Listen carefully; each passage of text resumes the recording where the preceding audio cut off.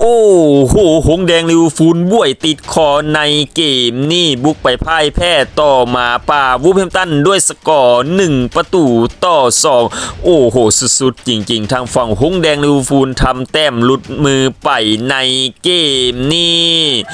โดยในเกมนี้เริ่มเกมมาก็เป็นทางฝั่งทีมที่มาเยือนอย่างหงแดงลิเวอร์พูลที่ครองบอลและบุกบี้ขยี้ทางฝั่งเจ้าถิ่นอย่างมาป่าวูฟแฮมป์ตันแต่ในจังหวะสุดท้ายยังติดขัดและในครึ่งแรกก็จบลงด้วยผลเสมอกันที่0-0มาต่อในครึ่งหลังก็ยังเป็นทางฝั่งหงแดงลิเวอร์พูลที่ครองบอลและพยายามบุกบี้ขยี้ทางฝั่งเจ้าถิ่นหวังจะได้ประตูออกนำแต่พอนาที78ทางฝั่งมาป่าวูฟแฮมป์ตันวางบอลจากแดนตัวเองมาหาทางฝั่งอาโลโกแดแอซิดในทางฝั่งโลนิโกโกเมสกระซากลากเลื่อยสัดเข้าไปทำให้ทางฝั่งเจ้าถิ่นออกนำทางฝั่งหงแดงลิเวอร์พูลด้วยสกอร์1-0ในนาที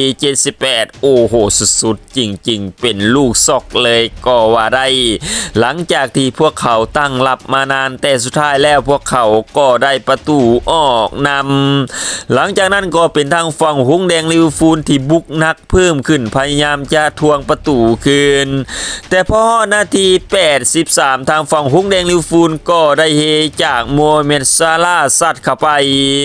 ทำให้ทางฝั่งหงแดงลิเวอร์พูลตามตีเสมอทางฝั่งหมาป่าวูฟแฮมป์ตันด้วยสกอร์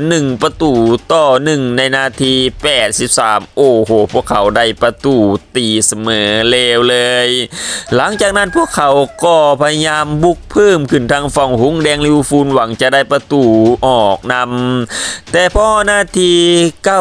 90+4ทางฝั่งเจ้าถิ่นก็ได้เฮ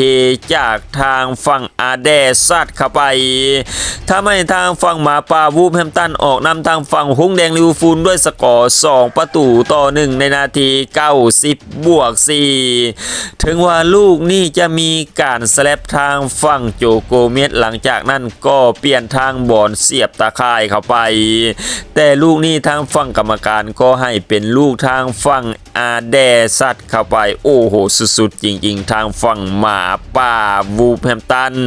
พวกเขาสัดใส่ในนาทีบาปป้าบหงแบดลาบคาบไปเลยพร้อมเก็บ3คะแนนในบ้านตัวเอ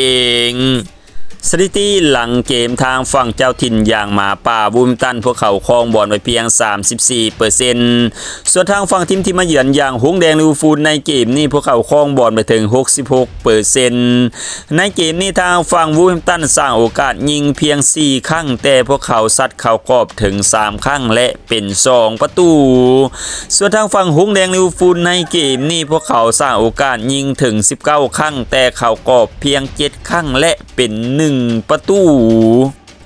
หลังจากจบเกมนี้ทางฝั่งหงแดงลิเวอร์พูลลั่งอยู่ในอันดับ5เท่าเดิมหลังจากแข่งไปแล้ว29นัดมี48คะแนนไม่รู้เสียบวกอยู่9ซึ่งพวกเขามีโอกาสหล่นลงไปอยู่อันดับที่6ถ้าทางฝั่งสิงโตน้ำเงินคลามเชลซีสามารถเก็บชัยชนะได้